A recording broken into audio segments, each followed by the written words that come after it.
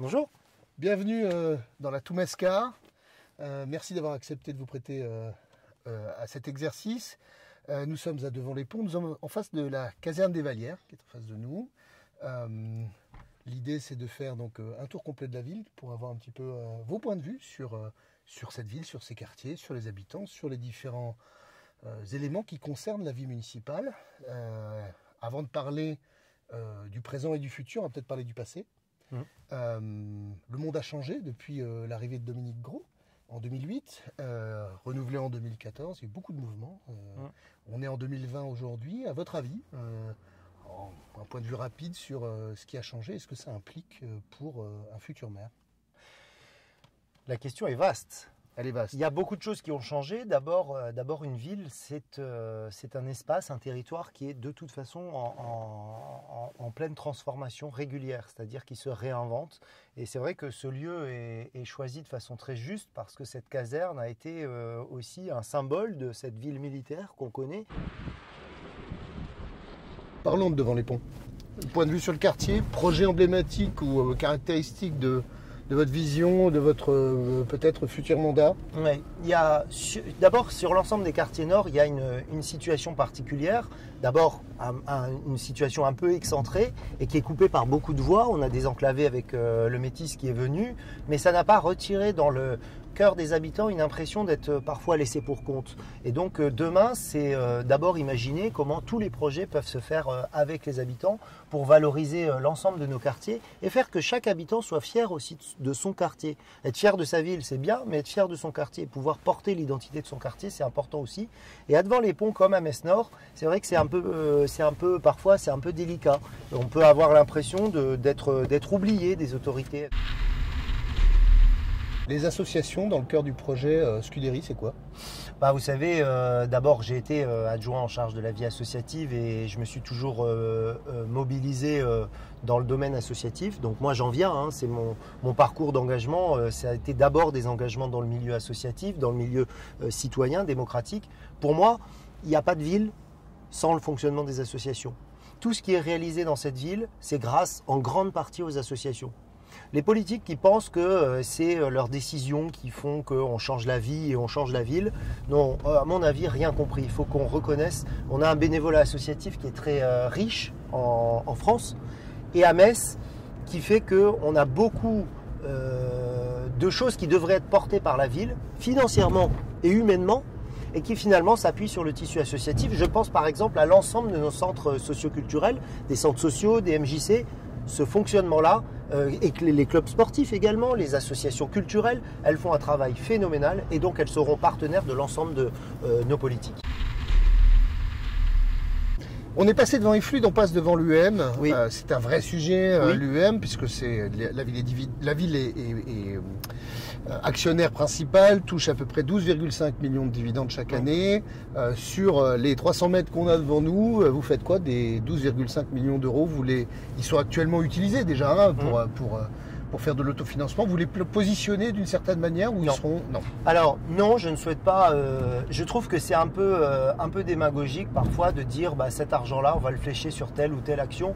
Moi, je considère que l'UEM est d'abord une des pépites de la ville. Elle a été créée et portée par les différentes majorités qui ont fait cette ville.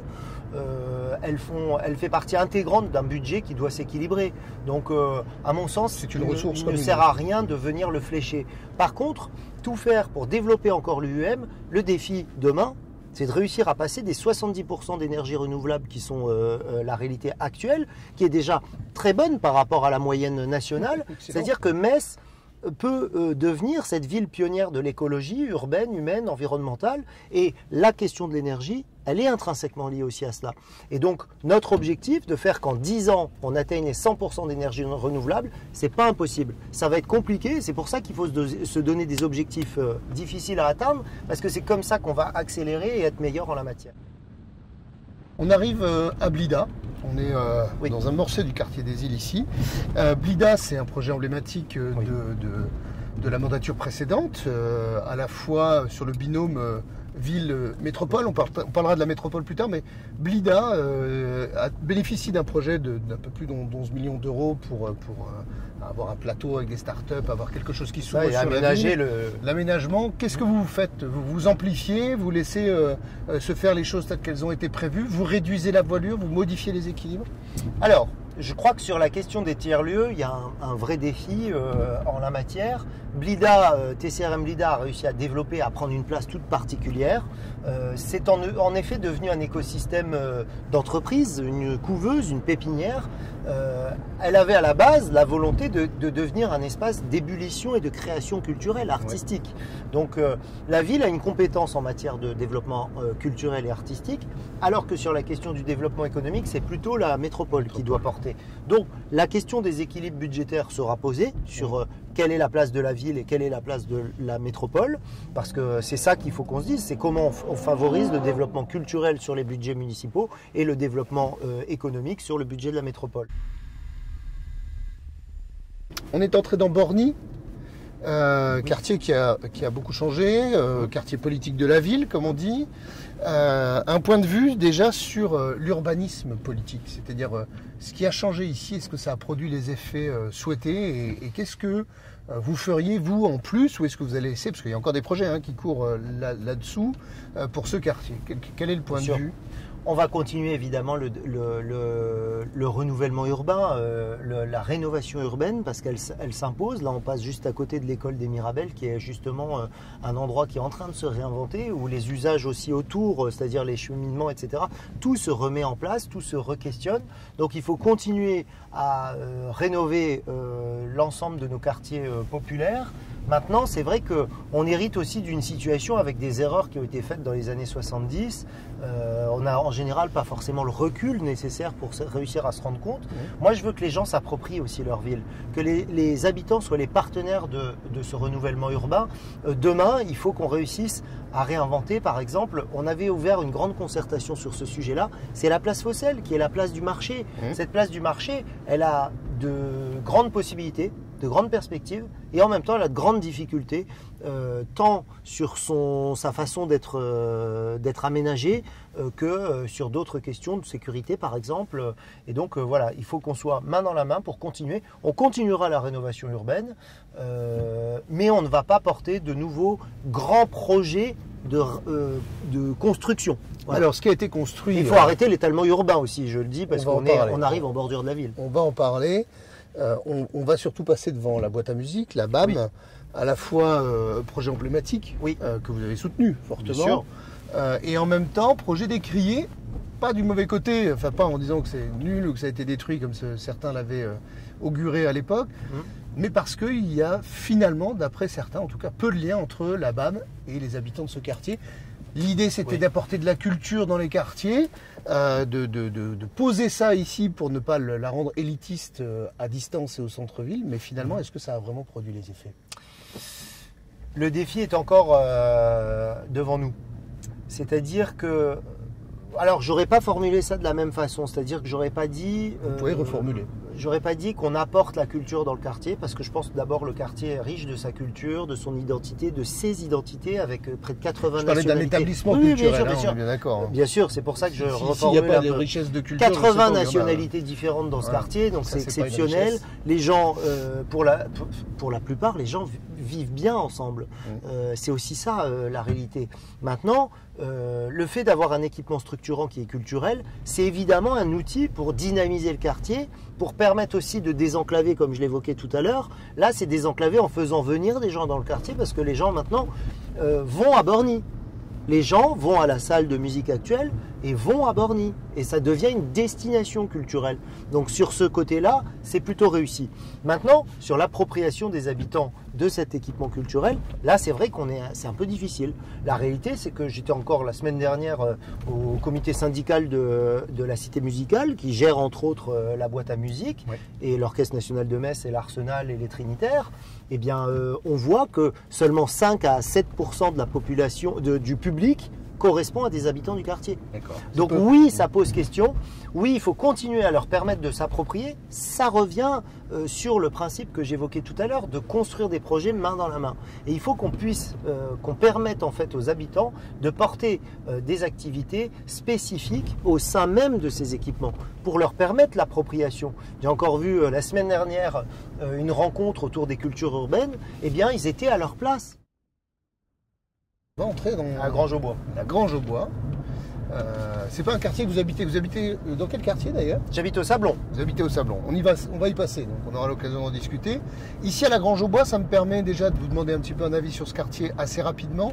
Et puis on va parler des infrastructures dédiées aux familles, aux associés, enfin, aux enfants, aux salles.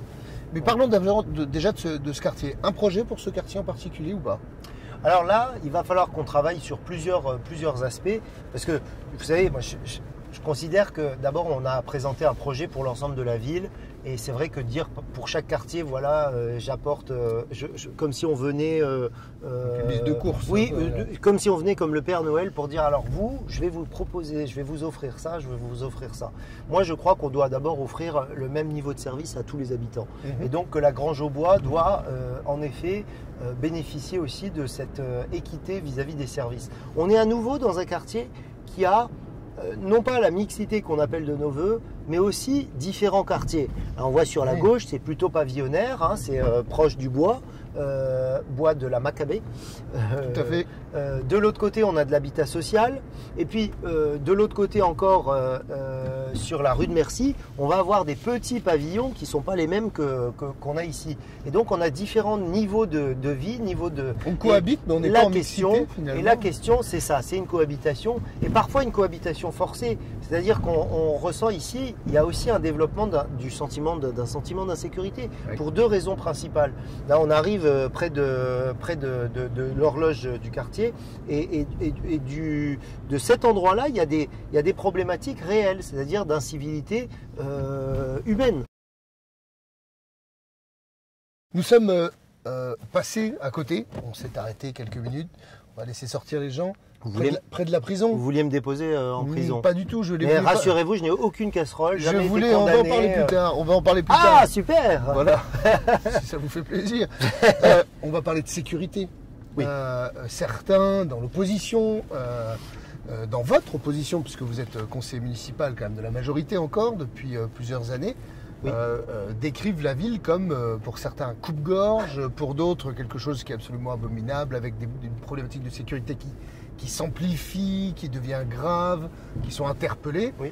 On a du mal à leur dire qu'ils ont tort parce que ils l'ont peut-être pas inventé, mais votre point de vue là-dessus et votre politique sécurité, oui. Si vous êtes élu, c'est quoi? Alors, d'abord, on va renforcer, je vais vous décliner ce que je vais proposer, mais il ne faut pas que je sois dans un tunnel, alors il faut que je fasse gaffe. Faites du bullet point. D'abord dire…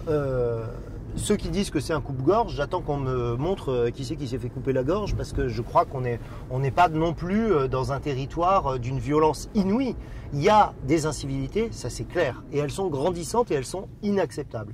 Donc ce sera sur les questions d'incivilité, une tolérance zéro avec un renforcement des moyens, renforcement du partenariat qu'on a entre police municipale et police nationale, parce que ce n'est pas au contribuable local de payer à la place de l'État qui est censé mettre des agents de police nationale. Et donc, c'est pas une erreur qu'a fait Jean-Marie Roche à l'époque de développer une police municipale, mais la conséquence, c'est que contrairement à Nancy qui a moins d'habitants, qui ont moins de policiers municipaux, ils ont plus de policiers nationaux en ratio. Et donc, il faut qu'on rééquilibre les choses et donc on doit peser sur ça. Par contre, on prendra nos responsabilités et donc l'idée c'est premièrement de développer une brigade la nuit, sur les périodes, les week-ends, de 2h à 6h pour sécuriser là aussi où se situe la plupart des problèmes. Exactement, les agressions les plus graves, elles ont lieu là. Ensuite, sécuriser l'ensemble du réseau piétonnier avec aussi de la vidéoprotection comme je l'ai évoqué pour pouvoir avoir des agents et derrière des brigades de lutte contre les incivilités qui soient en capacité de réagir rapidement, d'intervenir rapidement sur le problème. Les coteaux de la Seille. Sur les coteaux de la Seille, est-ce qu'on est encore dans Queuleux? On ne sait pas trop. C'est la question. La grande question. Puisque en plus j'habite de l'autre côté de la Seille, donc juste ici. Et donc c'est vrai que parfois moi-même je me demande s'ils font partie de mon quartier au Sablon ou s'ils font partie, certains disent bah non, tu es sur la route pour Magny et d'autres non, c'est plutôt Queuleux. À mon sens c'est plutôt Queuleux parce que c'est la Seille qui sépare. On est dans ce qu'on appelle ici un écoquartier, vous en pensez quoi? Bah, j'en pense surtout que c'est un quartier, pas un écoquartier. Parce qu'un écoquartier qui n'a pas de transport en commun, ça n'a rien à voir. Vous faisiez partie de l'équipe municipale? Oui, mais moi, j'ai jamais été chargé de l'urbanisme comme j'ai jamais été chargé de la police. Donc je dis pas, j'essaie pas de me cacher à quelque situation que ce soit. Mais quand il a fallu voter, vous avez bien voté. Mais bien sûr, mais parce que dans un fonctionnement municipal, et moi demain, si je suis le maire de Metz, j'attends que l'ensemble de mes collègues conseillers municipaux soutiennent les projets qui seront défendus par les uns et les autres. On peut avoir une différence de point de vue. Moi, j'en ai eu. Je les ai toujours exprimés en interne parce que c'est comme ça le fonctionnement d'une municipalité. Sinon, ce serait la foire d'empoigne. Et dans une équipe municipale, pour avoir une certaine cohérence, pour avoir une certaine capacité d'écoute aussi de la population, bah, il faut trouver les équilibres. On a une logique, c'est que dans une majorité municipale, en effet, bah, y a un chef, le maire, quelque part, il trace la voie. Et puis, bah, moi, c'était pas dans mes délégations, mais concrètement, je considérais que c'était un coup de canif dans le contrat sur l'arrêt de l'étalement urbain.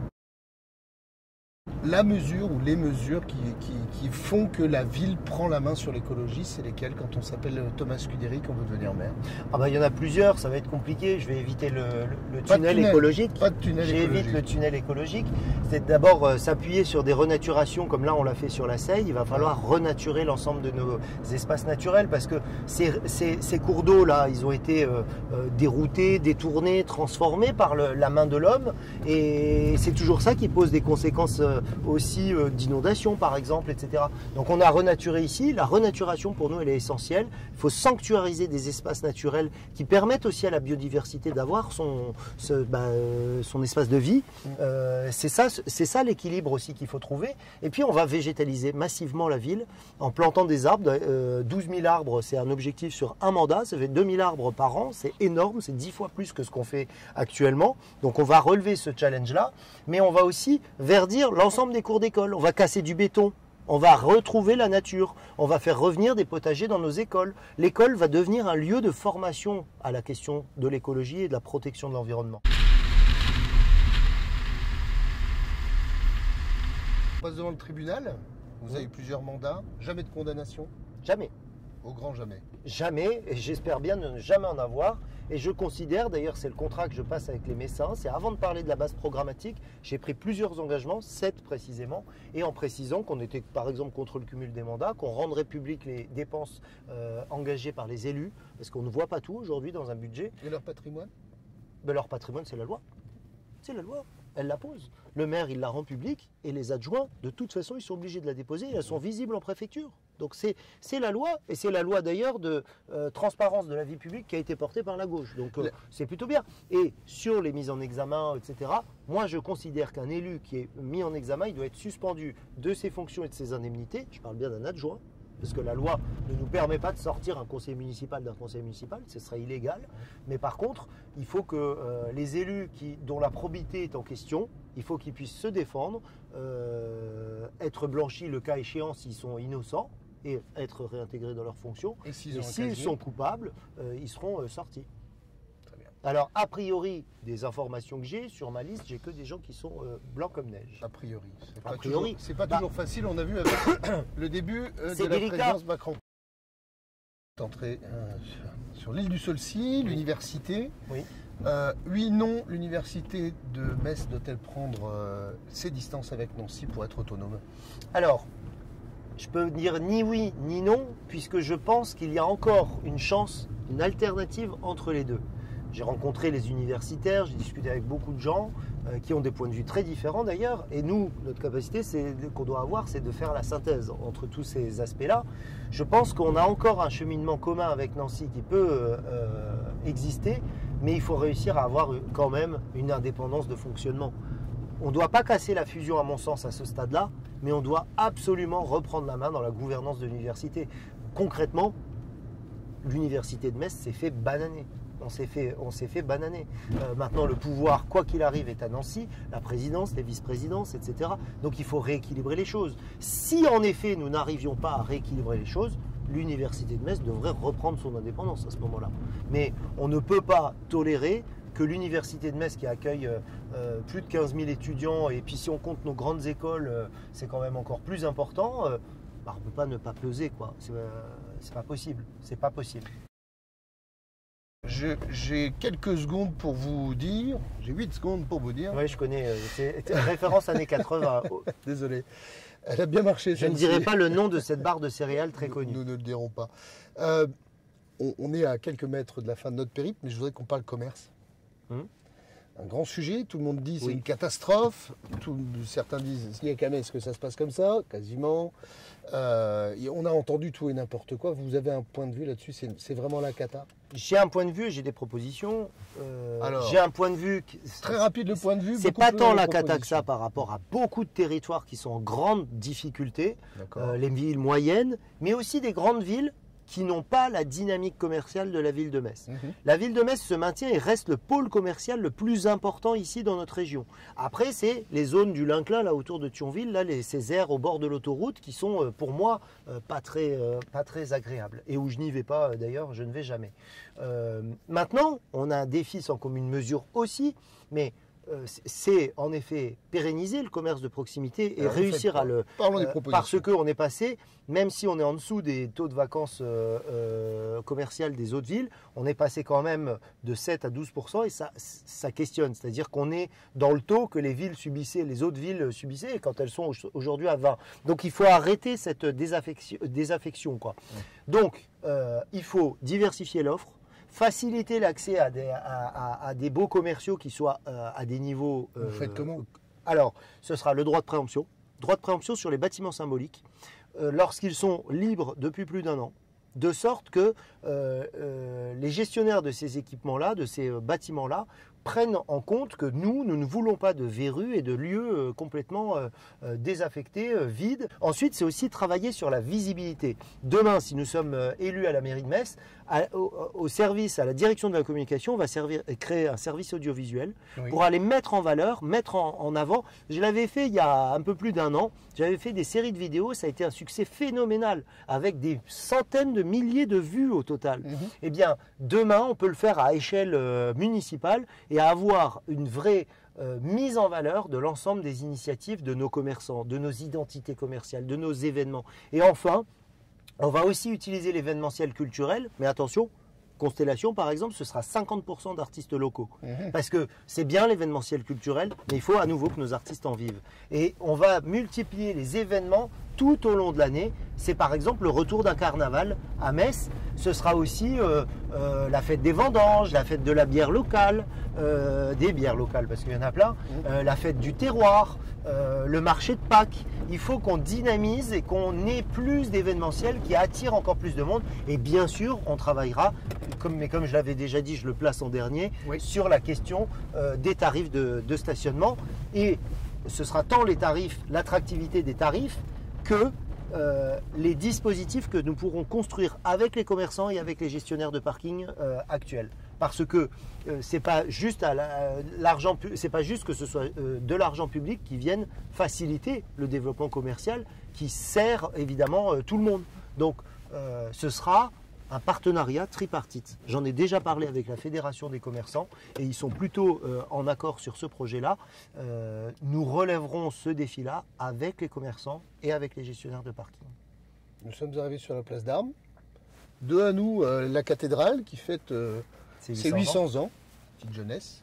Et en face de nous, l'hôtel de ville, vous le connaissez, vous y entrez régulièrement depuis plusieurs années. Oui, j'ai mon bureau juste devant. Là. Vous avez quel âge ? Je vais sur mes 42 ans. Vous allez sur vos 42 ans. C'est un sacré navire. Oui. Vous y allez pourquoi? Pour l'ego? Vous y allez pourquoi? Parce que c'est aussi une vie très compliquée. Je veux dire, c'est une gestion, si vous me permettez, des emmerdes toute l'année. D'abord, j'y vais pour 2 raisons. Peut-être 3 même. J'y vais d'abord par amour pour ma ville. Jamais je n'aurais imaginé être élu de ma ville, déjà. C'est mon engagement qui, au fur et à mesure, par l'engagement associatif, citoyen, démocratie participative en tant que citoyen, qui m'a poussé à m'engager politiquement. Je l'ai fait. J'ai pris beaucoup de plaisir à le faire. J'ai été utile à développer des projets, je crois. Et j'aime tellement ma ville que, en effet, j'ai envie d'aller plus loin. Ça, c'est ma raison personnelle. Ensuite, j'ai beaucoup de citoyens qui m'ont poussé en fait à être candidat et qui m'ont, depuis plus de 2 ans, même 3 ans, qui me l'évoquent régulièrement. On m'arrête dans la rue, on m'en parle. Il y a des gens qui ont créé des groupes de soutien sur les réseaux sociaux pour dire on veut que Thomas Scuderi soit le candidat. Je l'ai entendu, et puis quand c'est monté en puissance, eh ben, je me suis dit, les citoyens d'ailleurs, je leur avais dit un peu amusé en leur disant, si c'est vous qui me le demandez, s'il y a vraiment, je sens qu'il y a une mobilisation et que c'est vous qui le souhaitez, je serai candidat. Ensuite, bah, j'ai été candidat au sein de mon parti, il s'est passé tout ce qui s'est passé, on a essayé de nous annuler, de nous contourner, de nous supprimer, voilà. On est resté droit et cohérent avec Nathalie de Oliveira entre autres, mais avec aussi beaucoup d'autres partenaires, des gens de toute la gauche, du centre et des gens de droite. On a monté une équipe, on a monté un projet, ça a été beaucoup de travail, on a eu des réunions avec les citoyens. Ce projet qu'on a constitué, qui fait un livret de 16 pages, mais j'en avais 150 pages pour tout vous avouer, ça a été un travail énorme, mais qu'on a co-construit avec les citoyens. Ce projet qui répond à une question pour faire de Metz une ville 100% écologique, 100% démocratique et 100% inclusive, je crois qu'il répond aux attentes de nos concitoyens puisqu'il a été constitué avec eux.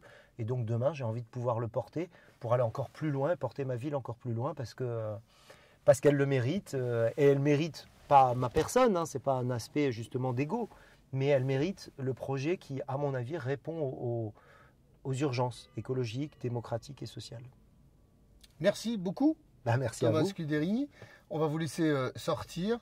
Merci d'avoir joué le jeu et puis rendez-vous le 15 mars. Rendez-vous le 15 mars.